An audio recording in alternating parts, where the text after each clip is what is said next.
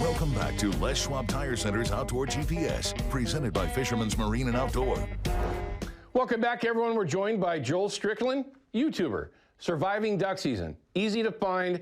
Absolutely recommend going and checking out his videos from recent to past. And some of the videos that he's done, he is literally blown up different aspects of the waterfowl industry. Doesn't matter if it's ammo, choke tubes, shotguns, whatever it is, his information, in my own personal opinion, is second to none. Some of the things that we've been told over the years, especially when you're talking, one that really got me at the very least, about shot shells, was so false that it took what he did in order to debunk it. And it took a lot to make that happen. That would be a series that I would highly recommend that you go through, watch all of them, because it's going to teach you so many things that you're going to go, holy smokes, I was wrong on that for the last 25 years. Yes, you were. Yes, you were. And hey, to be honest with you, Joel, everybody that I've ever talked to about that, there's been a couple that are like, I don't buy it, whatever. And then they go see the video, and they're like, okay, I get it. I was wrong. I understand. We all appreciate the efforts that you went through for so many of those different videos that you've done. So thank you for that. And again, thank you for spending some time with us this morning. But let's dive into this, because this is one, I've got a bit of an opinion on sub-gauge hunting, okay? Now, obviously everyone, 90% of us, if not more, use a 12-gauge shotgun when we're hunting waterfowl. Doesn't matter if it's ducks, geese, pheasant, okay, upland, whatever it is, it's a 12-gauge.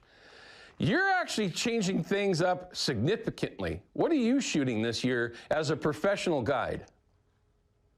I'm moving to a 28 gauge. Okay, stop everyone. Yes, just hold on, all right? A 28 gauge is a pencil, all right, in comparison to a 12. Why would you do that? Now, you've arguably, all right, now listen, his seasons are shorter, his bag limits are smaller, but he's got groups of dudes on a daily chasing these birds around. He gets a chance to shoot a lot. Why would you do that?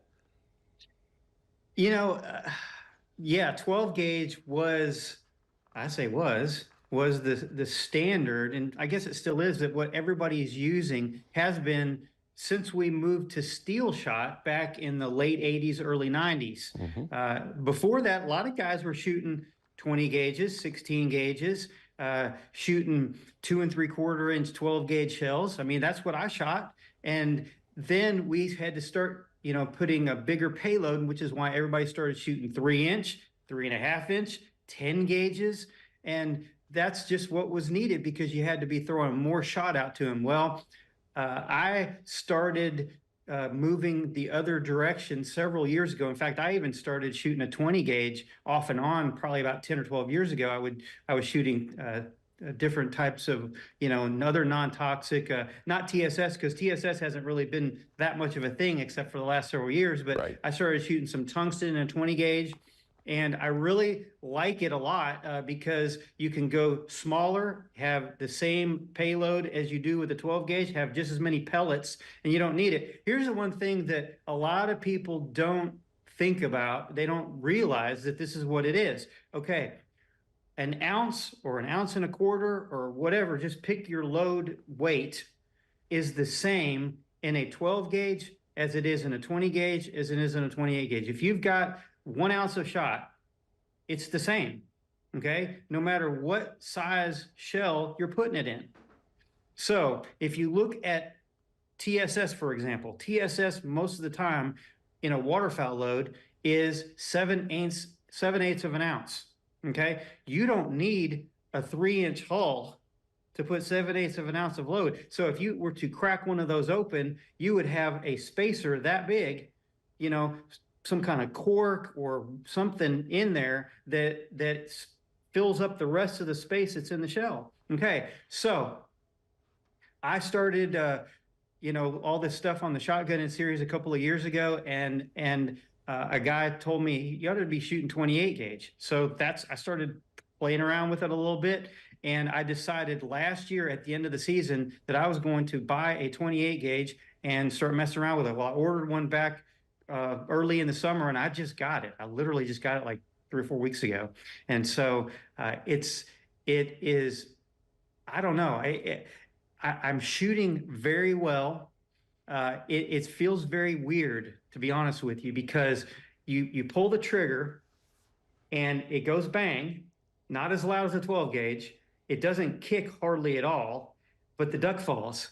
And it feels like you're like at a shooting gallery, like the kids, like pew, pew, pew, pew, and there's no recoil. Yeah. But I mean, I feel like I am more on now than I ever have been in my life. And I don't know if it's a mental thing, if it's a, well, I can get a second shot off a lot easier, because here's the deal. If you think about it, the bigger the shell you're shooting, the heavier the load is, the more recoil. And then the second shot, your follow-up shot is, you've got to get back on that bird for a second shot. If you're going to shoot the second bird, or you got to shoot at them again, or whatever the case may be, you don't have that with a 28 gauge at all. I mean, it's remarkable. But I'm going to be doing a study this year, where I'm going to, or this coming year, on the 28 gauge, and trying to understand what it is about it. It's an anomaly. It shoots better than so many other gauges, even though it's smaller. I'm telling you, it is so hard for us to wrap our hand around that. I'm very honest with you, but the science is, and I know that Joel already knows this, but the way a 28 gauge patterns with a 7/8 ounce load and a 2 3/4 round, arguably patterns better than any 12 gauge that you're ever going to shoot. And what he just mentioned about possibly being a mental thing, that's one of the reasons why I shot so terrible yesterday, everyone. I was waiting for that round to go off, and I was just having the herky-jerkies. It happens. With a 28, I would be surprised if that ever happened. But we're going to talk more about that when we come back from this break. Don't go anywhere, everyone. We've got Joel Strickland from Surviving Duck Season. We'll be right back. Outdoor GPS is brought to you by Terra Firma Foundation Systems. We keep homes safe, dry, and stable. By Yakima Bait, steeped in tradition, innovation, and fishing success. And by Procure Bait Sense, ruthlessly effective.